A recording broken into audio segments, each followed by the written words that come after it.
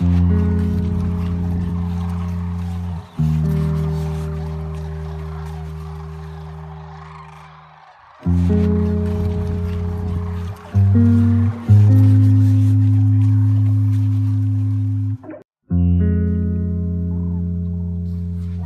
here at one of the public viewing blinds, and tonight we will be waiting for the cranes to stage on either side of the river. That's in fields that are adjacent to the river.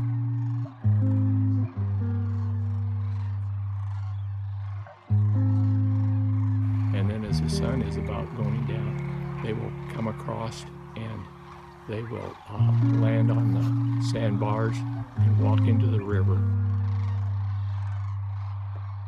I like to stand in about 6 inches of water. That way they can hear a predator coming, and they feel very safe that way.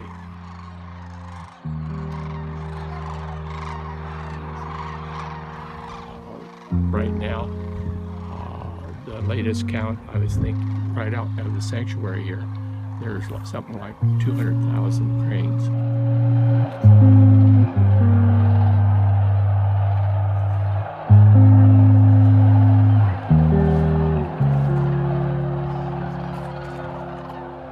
Most of these cranes start down in Mexico. They stop here, you know, and then they go like to Alaska, northern Canada, even all over to Siberia, in the flights, which is incredible to me when you think about it. Cranes, when they have gotten up in a big lift-off from being scared or so, that's why we try to keep it quiet.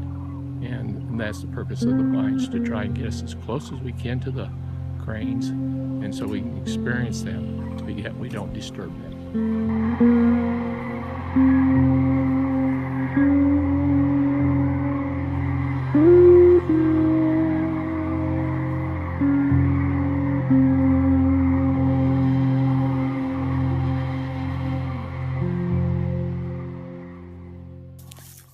My name's Andrew Caven, and I'm the lead biologist at the Crane Trust, and I've been working here for 4 years. The cranes, what they mean to me, what the cranes mean to me, well, it's a big umbrella, and you have a big ecosystem here, and what the cranes, the Sandhill cranes, provide an impetus for people to get interested in conservation. The Sandhill cranes also provide one of the most amazing spectacles in the Great Plains or in the world. It's rivaled by just a few migrations, the wildebeest in the plains of Africa or the march of the penguins. There's very few major migrations left in the world that rival this in spectacle.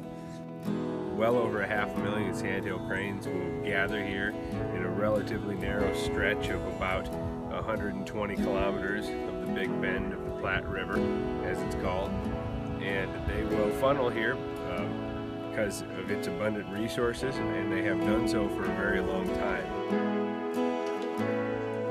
They come here predominantly to put on weight and get fat on their northward migration. It's called a staging area because it's not just like any other stop.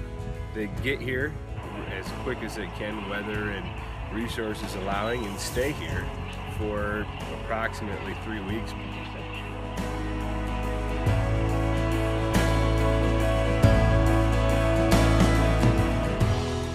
Sandhill cranes provide this amazing spectacle in one of the world's great migrations.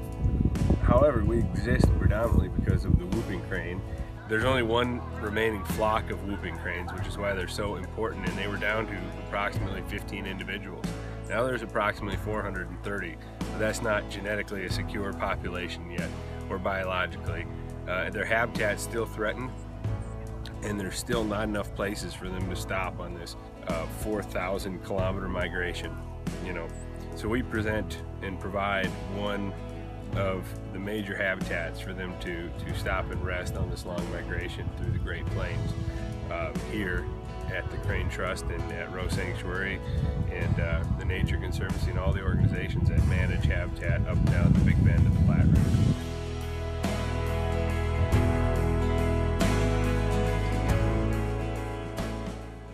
And there's a lot of really dedicated volunteers that just come and just work whatever they need to do. I mean, people are filling mud holes or whatever needs to be done just to help them out.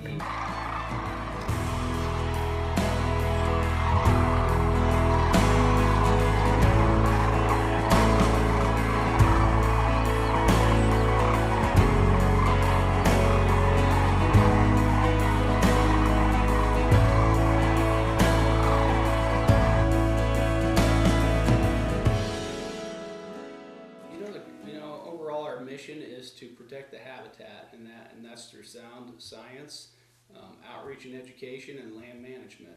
We're working hard to set up for the future generations. If everybody talks into perpetuity, well, what's there when they get there?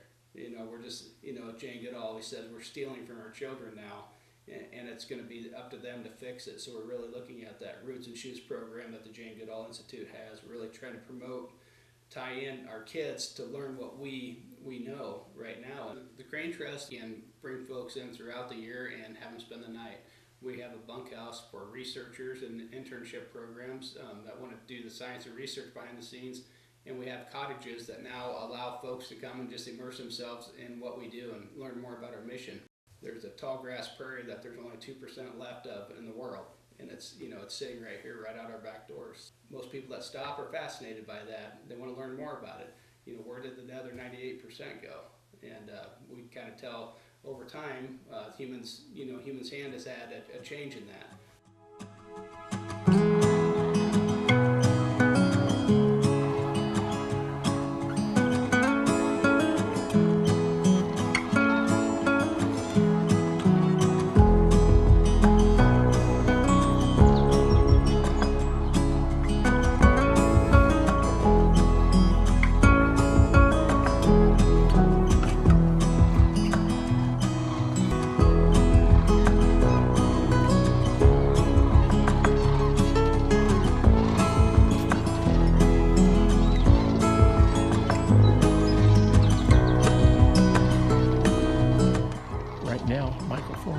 Has his cameras up there, and he's doing this time lapse.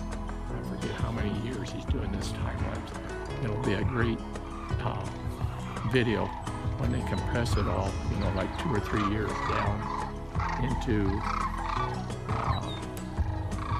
say 20-30 minutes or something like that. You'll see the snow, the ice, the cranes, the drought. When the river goes down to nothing, it'll really be something. It's a fantastic project for conservation, and so that people understand what's happening with the river and why we need to protect it.